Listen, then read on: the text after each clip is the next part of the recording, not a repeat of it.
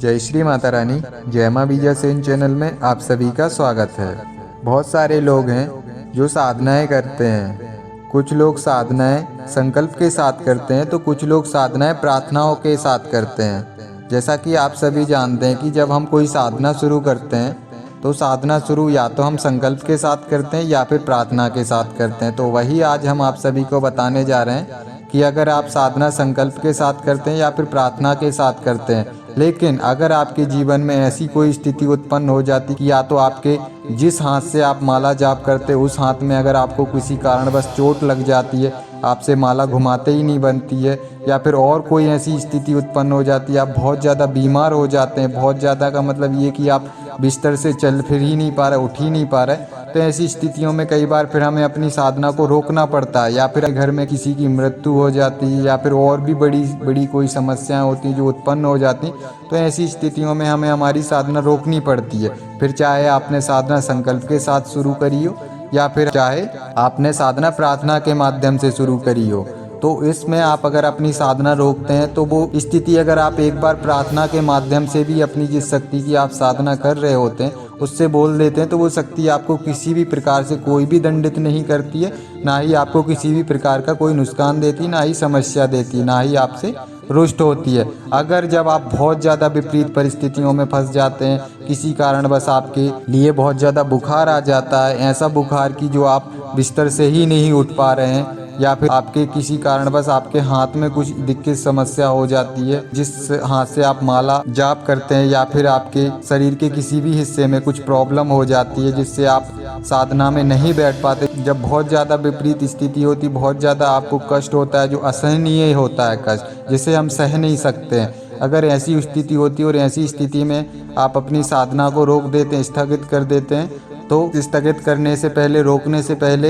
अगर आप अपनी शक्ति से प्रार्थना लगा देते कि हमें इस कष्ट की वजह से हम इस साधना को रोकने जा रहे हैं, तो वो शक्ति आपसे रुष्ट नहीं होती, ना ही आपको वो शक्ति किसी भी प्रकार से आपको दंडित करती है। और अगर आपके परिवार में किसी भी प्रकार की, जो हमने आप सभी को बताया कि अगर किसी की मृत्यु हो जाती है या फिर और भी अन्य अन्य प्रकार की कोई समस्या परिवार के अंदर उत्पन्न हो जाती है जो बहुत ही भयंकर होती है, तो ऐसी स्थिति में हमें जो भी हम साधना कर रहे होते हैं, चाहे फिर वो साधना हमने संकल्प के साथ करी हो या फिर प्रार्थना के साथ शुरू करी हो, तो उसमें हम अपनी शक्ति से प्रार्थना लगा के उस साधना को रोक सकते हैं। तो रोकने के बाद वो शक्ति ना ही हमें किसी प्रकार से दंडित करती है, ना ही हमसे रुष्ट होती है। और जैसे ही हम प्रार्थना लगाते हैं तो रोकने के लिए वो शक्ति हमें कहीं ना कहीं अनुमति भी दे देती कि हाँ रोक सकते हो आप, कोई दिक्कत नहीं है। ऐसी स्थिति में हमें किसी प्रकार की कोई समस्या नहीं होती है। जब हमें असहनीय कोई कष्ट हो हमारे स्वयं के लिए, जब हम कोई साधना कर रहे हों, तो आप ऐसी स्थिति में उस साधना को रोक सकते हैं, स्थगित कर सकते हैं। आपके परिवार में कोई बहुत ज़्यादा भयंकर विपरीत परिस्थिति बन जाए तब आप साधना को रोक सकते हैं, पर उसमें भी आप प्रार्थना अवश्य लगा दें कि हम इस कारण से, भले चाहे कितनी ही विपरीत परिस्थिति क्यों ना आपके जीवन में उत्पन्न हुई हो, लेकिन आपको जिस शक्ति की आप साधना कर रहे हैं तो उस शक्ति से एक बार प्रार्थना अवश्य लगाएं कि हम साधना को रोकने जा रहे हैं इस कारण की वजह से। उसके बाद उस साधना को आप रोक दीजिए। या फिर अगर उस स्थिति में आप उस शक्ति से नहीं बोल पाते, लेकिन जब जैसे ही आप उस परिस्थिति से, उन समस्याओं से बाहर निकल जाते हैं, उस कष्ट से बाहर निकल जाते हैं, तो उसके बाद आप जिस शक्ति की उस समय साधना कर रहे थे, लेकिन उस स्थिति की वजह से या उस कष्ट की वजह से आपने साधना रोक दी होती है, तो आप उसके बाद जब ठीक हो जाते हैं तो आप अपनी शक्ति से अवश्य कहें कि हम उस समय इस वजह से हमने आपकी साधना जो हम कर रहे थे, तो इस कष्ट की वजह से या इस समस्या की वजह से हमने वो साधना रोक दी थी आपकी। तो उसके लिए हम आपसे बारंबार एक परिस्थिति से आपसे हाथ जोड़कर कान पकड़ क्षमा चाहते हैं कि आप हमें क्षमा कर दीजिए। आपको पता है कि हम इस स्थिति में फंस गए थे, इसीलिए हमें आपकी साधना रोकनी पड़ी थी, तो आप हमें क्षमा करें। और आने वाले समय में जब भी आप साधना फिर से शुरू करने वाले हैं तो वो समय बता दीजिए कि अब हम जल्दी ही आपकी फिर से साधना शुरू करेंगे, और अब आप हमारे जीवन में इस प्रकार की स्थिति मत आने देना और हमारी साधना को सफल बनाना, ऐसे आप एक बार कह सकते हैं। तो फिर आपके लिए वो शक्ति आपसे ना ही रुष्ट होगी, अगर रुष्ट होगी तो प्रसन्न हो जाएगी, ना ही आपको किसी भी प्रकार से दंडित करेगी वो शक्ति, ना ही आपके जीवन में किसी प्रकार का कोई दोष उत्पन्न होगा। क्योंकि कई कई बार ऐसा हो जाता है कि जो हमारी जीवन में कुछ ऐसे पल लिखे होते हैं या ईश्वर के द्वारा कुछ ऐसे कष्ट लिखे होते हैं कि जो वो हमें सहना ही पड़ता है, चाहे वो पारिवारिक तरीके से भी हो सकते हैं या फिर स्वयं हमारी कुछ गलतियों की, पापों की वजह से हमें सहने पड़ सकते हैं। कि जब हम कोई साधना शुरू करते हैं तो कुछ कष्ट ऐसा उत्पन्न हो जाता है कि जो असहनीय होता है। अगर असहनीय होता है तो उसमें तो हम साधना को रोक सकते हैं, कोई दिक्कत नहीं, उसमें शक्ति भी आपसे कुछ नहीं बोलती है। लेकिन अब जो हम आप सभी को बताने वाले हैं, अगर आप इस प्रकार की स्थिति करते हैं तो आप सब सावधान हो जाइए, क्योंकि इसमें आप दंड के भागीदार भी होते हैं उस शक्ति के। वो शक्ति आपको किसी भी प्रकार से कोई भी दंड दे सकती है या फिर आपको किसी भी प्रकार का कोई दोष भी लग सकता है, या फिर वो शक्ति आपसे बहुत अधिक मात्रा में गुस्सा भी कर सकती है। अगर आप किसी शक्ति की संकल्प के साथ साधना शुरू करते हैं या फिर प्रार्थना के साथ भी अगर शुरू करते हैं, आपको अगर उस शक्ति के द्वारा अगर कोई परीक्षा ली जा रही है या फिर जो भी शक्ति की आप साधना कर रहे हैं, तो हर साधना में छोटी बड़ी परीक्षा अवश्य होती है। लेकिन जब असहनीय परीक्षा हो या फिर असहनीय आपको पीड़ा हो जाए, तब भी आपको कोशिश यही करनी है कि आप में अगर क्षमता है उस पीड़ा को सहने की, तो रुके रहो, साधना आप पूरी ही करो, चाहे फिर वो 11 दिन की हो, 21 दिन की हो, 41 दिन की हो। आप उस कष्ट को सहते हुए उस साधना को करो, तो उस साधना का आपको अचूक फल मिलता है। उसका फल आपको इतना मिलता है कि कभी आप सोच भी नहीं सकते, इतना आपको वो फल, वो शक्ति आपको देती है। लेकिन जब बिल्कुल ही आपके असहनीय, बिल्कुल आपकी क्षमता से परे आपको असहनीय पीड़ा होती, तब आप साधना को रोक सकते हैं, कोई दिक्कत नहीं। लेकिन अगर आपको छोटी मोटी कोई पीड़ा होती है या फिर पारिवारिक तरीके से छोटे मोटे लड़ाई झगड़े उत्पन्न होने लग जाते हैं आपकी साधना के दौरान, या फिर आपको छोटा मोटा आपके शरीर में कहीं कष्ट उत्पन्न हो जाता है, अगर आप ऐसी स्थिति में साधना शुरू कर देते हैं और जैसे ही आपको छोटी मोटी समस्याएं होती हैं और आप साधना रोक देते हैं, तो ऐसी स्थिति में वो शक्ति आपसे रुष्ट भी होगी, आपको दंडित भी करेगी और आपको दोष भी लग सकता है उस साधना का।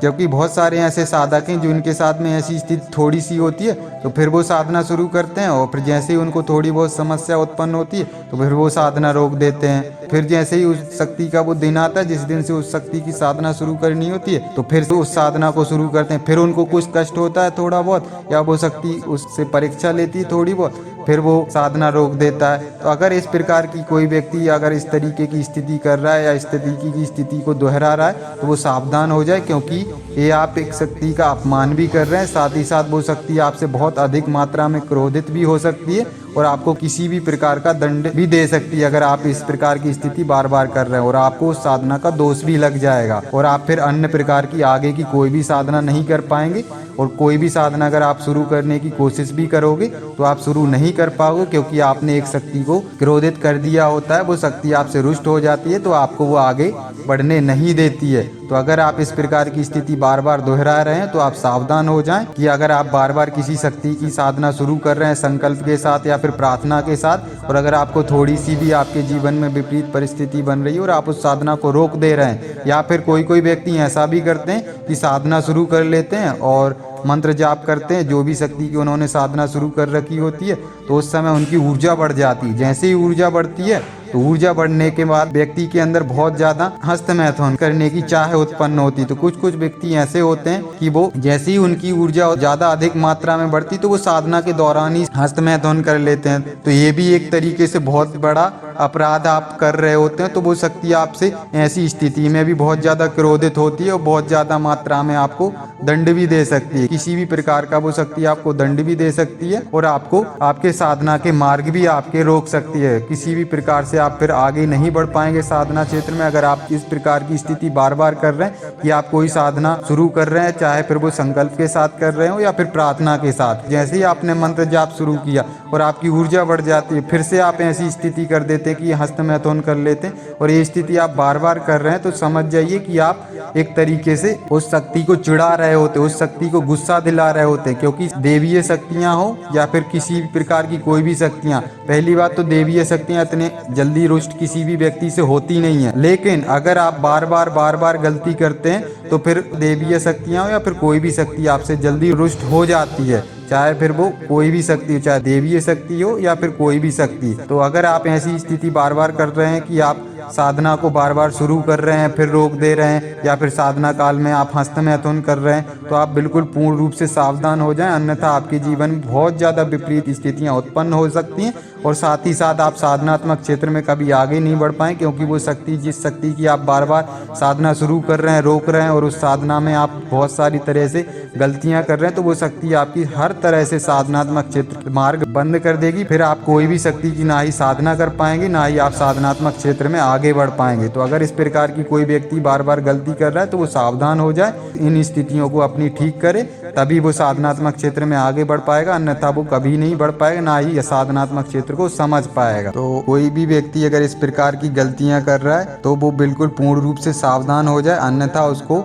संभालने वाला कोई नहीं होगा और उसके हर तरीके से मार्ग बंद हो जाएंगे। उसका पैसों का जो सोर्स होगा वो भी खत्म हो जाएगा, जो भी उसकी स्थिति होगी वो विपरीत बनने लग जाएगी, उसकी आर्थिक स्थिति भी कमजोर होने लग जाएगी और उसके लिए बहुत तरीके से उसकी विपरीत स्थितियां उसके जीवन में उत्पन्न होने लग जाएंगी। इसीलिए जब भी आप कोई भी साधना शुरू करते हैं तो पूर्ण रूप से नियम के साथ शुरू करें। अगर आपसे संकल्प के साथ साधना पूर्ण करते नहीं बन रही तो प्रार्थना के माध्यम से साधना शुरू करें। अगर आपका 11 दिन में जितना भी उस शक्ति की साधना का जो मंत्र जाप पूर्ण करना है आपको, अगर वो 11 दिन में पूर्ण नहीं हो रहा तो आप ज़्यादा दिन में पूर्ण करें, या फिर जितना भी आपके गुरु या मार्गदर्शक के द्वारा जितने दिन का आपको समय अवधि दी गई है, तो जिस गुरु या जिस मार्गदर्शक ने आपको वो मंत्र दिया है, साधना दी है, उससे आप एक बार कंफर्म कर लें कि क्या हम इस साधना के जो आपने साधना दी, इस मंत्र को हम ज़्यादा दिन तक कर सकते हैं जिससे हमारा ये पूर्ण हो जाए। तो अगर आप सभी को हमारे द्वारा दी हुई जानकारी अच्छी लगी हो तो वीडियो को लाइक कीजिए, शेयर कीजिए। अगर आप हमारे चैनल पर नए हैं तो चैनल को सब्सक्राइब कीजिए। जय श्री माता रानी।